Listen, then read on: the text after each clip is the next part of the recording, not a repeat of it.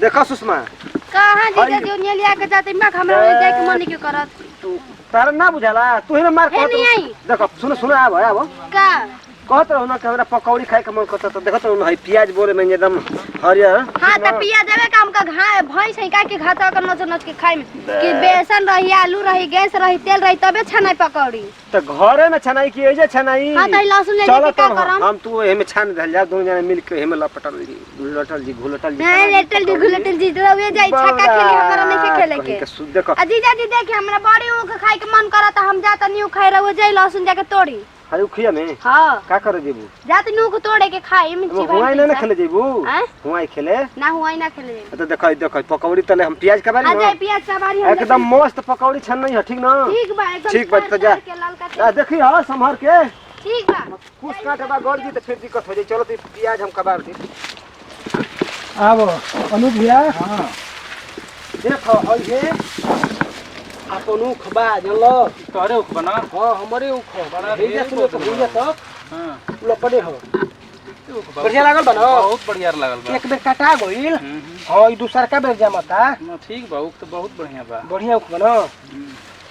आओ अब हेने तारा के घुमा दे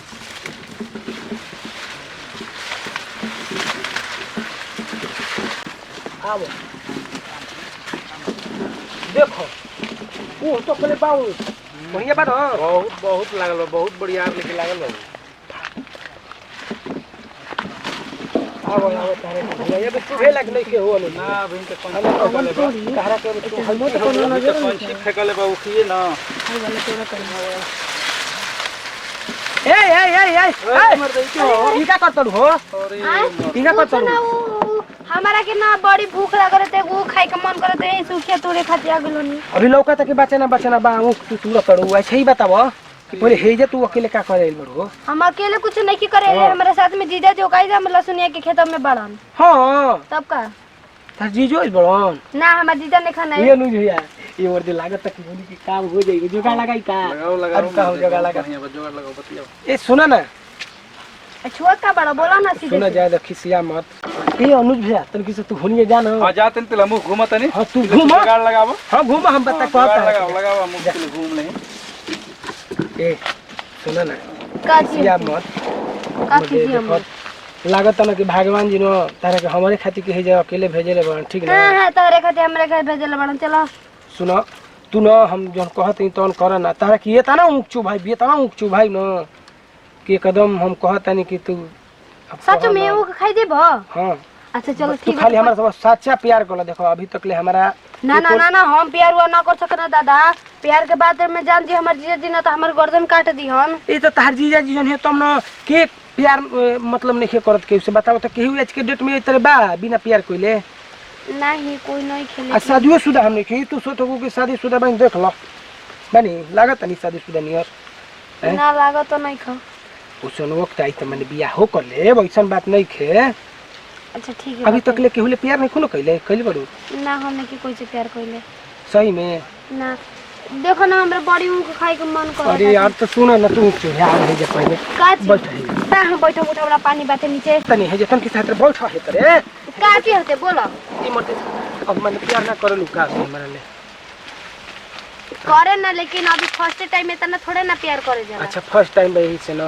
जाए देखी सिया मत देखो अभी पहली बार है इसे मान के चलो थोड़ा माने वो अथी नियर लागत होई आ दो चार बार मिलबू ना तो तहारा एकदम मस्त लागे लागी रोज एकदम मिले हमारा से जान लो अच्छा ठीक है बात है ये मत देख कितना सुंदर बनू भगवान जी का नाक बनैले बड़न का ओठ बनैले बड़न का देह शरीर बनैले बड़न बाप रे बाप हमारे के तो देख के बुझाता कि कुछ होखे लागे तुमर देह अच्छा देखो ना बहुत देर हो गेल हमार जीजा जी बैठा ओनी बाड़ो ना हम जाते नहीं ठीक बा ए यार जय हो का बस प्लीज एक बार हमर ख्वाहिश पूरा कर दो ना आज ना कहियो औरी आज ना आप देखो भेंट तो होइए गइल बा ना अब कहियो औरी थू कर लेवल जी जो भी करे को होखी लेकिन अब हम जाते नहीं अब हमार जीजा जी सौ कर तो कितना देर हो गेल का करत तड़ी आवा तारा कहने लोग तुर के देते नहीं आवा ठीक बा चलो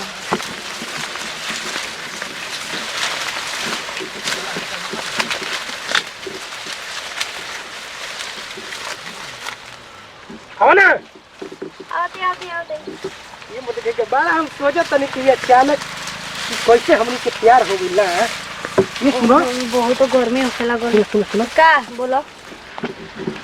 ए अनुज भैया कहाँ पर हो? हाँ आओ मर दे। आओ तनी। सुनो ना अब तो मान के चलो कि प्यार हो गई से अपने दोस्त के बारे में कुछ ना कह सकेंगे इससे कि अपन का भइला? पहले के दूसरा के ना देओगे ठीक ना कोनी कि भैया काम तो मतलब हमनी के हो गई चाय तो बने इनका के जाय दी ना हाँ हैं? हाँ हाँ जा अब हम जाता नहीं ठीक बना। हाँ ठीक बजा जय bye bye. Bye bye bye कहाँ एक वो मजा आया एक हो नंबर। घर के चाहिए ना हमारा के ना। नमस्कार भैया प्रणाम हम धर्मेंद्र अकेला ना बताइए। नमस्कार भैया हम मनोज कुमार गुप्ता नया नया चैनल पर आइल बनी। नमस्कार प्रणाम हम बनी सुषमा सोनी हमनी के अपन चैनल है और हमनी के अपन टीम हते वीडियो दिखा के खास मकसद कोई ना रहला बस ऐसे देख लेंगे कि हम अपने जीजा जी के साथे आइले नहीं खेत घूमे खातिर लेकिन गइल उ खाए खातिर ना तो जे करे के रहे उ हमरा के पकड़ ले ललन उनकरा से हमरा लव हो गेल त हमनी के गइलन जाओ के में लेकिन हमनी के जो दिखावल गइल उ कुछ सच ना रहे कुछ गलत ना रहे और ओवर सब भी ऐसे मत करम अगर वीडियो अच्छा लगी तो करके दिल से लाइक करी जाओ और शेयर कर जाओ और कमेंट करके बताइए कि हमनी के वीडियो कैसा लागल हो और हमनी के अपन चैनल पे सब्सक्राइब नहीं किया गया तो सब्सक्राइब कर लीजिए। जय हिंद जय भारत जय भोजपुरी।